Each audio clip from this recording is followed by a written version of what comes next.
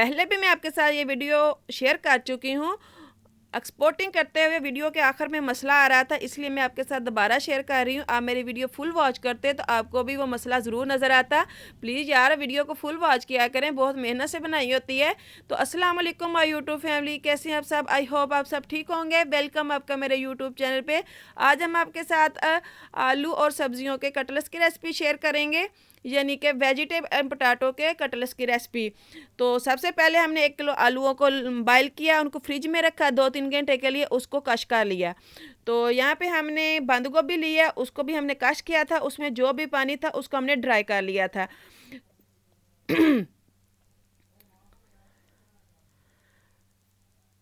एक प्याज लिया, उसको भी ब्रीक ब्रीक काट लिया, वो डाल लिया। 2 गाजरें ली, उनको भी हमने कश किया था, उसका भी पानी ड्राई कर लिया, वो भी डाल लेते हैं। और थोड़ा सा सब्ज़ धनिया भी डाल लेते हैं। इस कटलेट्स में थोड़ा सा भी पानी या यानी कि गाजर का या बंद गोभी का होता तो हमारे कटलेट्स जो हैं वो अच्छे से तैयार नहीं होते। यहाँ पे हमने 4 अंडे लिए, उनको बॉयल किया, उनको भी कश कर लिया, वो भी डाल लेते हैं। जो बच्चे सब्जियां नहीं खाते, बॉयल किए अंडे नहीं खाते, उनके लिए ये रेसिपी बहुत ही परफेक्ट है।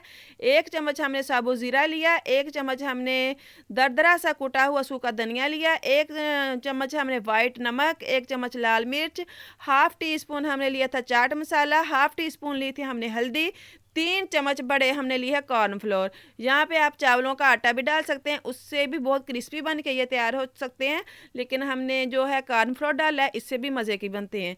तो सबसे पहले हम इसको हाथों की मदद से सारे मसालों को, सारी वेजिटेबल को अच्छे से मिक्स कर लेते हैं। चम्मच से मिक्स करना बहुत ही मुश्किल होता है, इसलिए हमने हाथों से किया है। अच्छे से मिक्स कर लिया है हमने। अब हाथों को ऑयल लगाते हैं और इनकी शेप तैयार कर लेते हैं। आप कोई भी शेप दे सकते हैं, गोलाई की या लंबाई की। यहाँ पे हम दोनों शेप में तैयार करेंगे।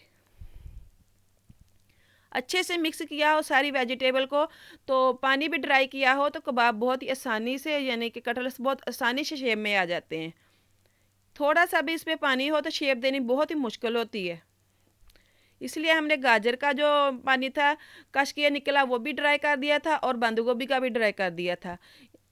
अब ये देखें कितनी आसानी से एक हाथ से भी आप इसकी शेप बना सकते हैं। तो यहाँ पे हम लंबाई की शेप में भी तैयार कर रहे हैं, हम गुलाई भी करेंगे।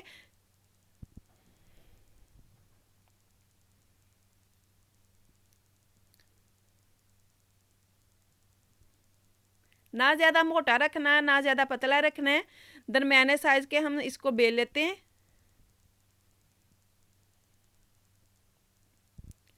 तो यहाँ पे देखें हमने गुलाई में भी और लंबाई में भी, दोनों में तैयार कर लिए हैं। ऐसे भी हम इसको फ्रीज़ कर सकते हैं, यानी कि ब्रेड क्रम्स और अंडा लगाने के बगैर भी आप फ्रीज़ करते हैं तो सही हो जाते हैं, और ब्रेड क्रम्स और अंडा लगा के भी फ्रीज़ करेंगे तो तब भी बेहतर है। तो यहाँ पे हमने 2 अंडे लिए, उनको अच्छे से फेंट लेते हैं। थोड़ा सा नमक डाल लेते हैं जस्ट टेस्ट के लिए, ज़्यादा नमक हमने नहीं डालना, क्योंकि हमारे कटलेट्स में भी मसाले मौजूद हैं। तो हमने पहले एक कटलेट्स लिया, उसको अंडे में डिप किया, बाद में हम इसको ब्रेड क्रम्स लगाएंगे। तो ये देखें फ्राई करने के लिए हमारा कटलेट्स बिल्कुल तैयार है। ऐसे ही हम सारे कटलेट्स तैयार कर लेते हैं। पहले अंडे में डिप करना, बाद में इसको ब्रेड क्रम्स लगाने। बहुत ही मज़ेदार बन के ये तैयार होते हैं। अंदर से ये बिल्कुल सॉफ्ट होते हैं, ऊपर से क्रिस्पी होते हैं, और बच्चों को बहुत ही पसंद आते हैं। तो यहाँ पे देखें हमने सारे कटलेट्स को ब्रेड क्रम्स और अंडा लगा लिया है। अब ऐसे भी फ्रीज़ कर सकते हैं, मेहमान आए निकालें और फ्राई कर लें, बहुत ही आसानी हो जाती है। ये देखें, अब इनको फ्राई कर लेते हैं हम भी। तो यहाँ में देखें एक पैन में हमें 3 से 4 चम्मच हमने घी के डाले हैं। हम इसको शैलो फ्राई करेंगे, डीप फ्राई नहीं करेंगे। तो घी थोड़ा सा गर्म हो जाए तो इसमें हम अपने कटलेट्स रख देंगे। ज़्यादा गर्म होगा तो हमारे ब्रेड क्रम्ब जो है ऊपर से जल जाएंगे, अंदर से बिल्कुल भी ये पकेंगे नहीं। दरमियान आंच पे रख के हम इसको पकाएंगे, साइड चेंज कर करके अच्छा सा कलर आने तक हम इसको पका लेते हैं।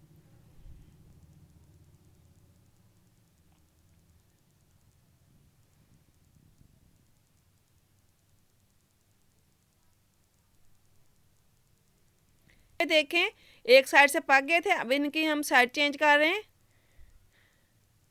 यहाँ पे बहुत ध्यान से साइड चेंज करनी पड़ती है, अभी ऑयल गिर जाए तो जलने का खतरा होता है। मेरे से कबाब गिर गया था, और ऑयल ऊपर गिरने का बहुत ही डर लग रहा था मुझे। ये देखिए कितना अच्छा सा और प्यारा सा कलर आ गया है। मज़ेदार से हमारे कटलेट्स तैयार हो गए। अब हम एक-एक करके इसको निकाल लेते हैं। आँच नीचे से बिल्कुल हल्की कर दें, क्योंकि इनको निकालते हुए ये ना हो जो पहले हम निकालें वो बच जाएँ, जो बाद में निकालें वो जल जाएँ। तो इसलिए हम आँच हल्की कर लेंगे। घी को अच्छे से निचोड़ लें।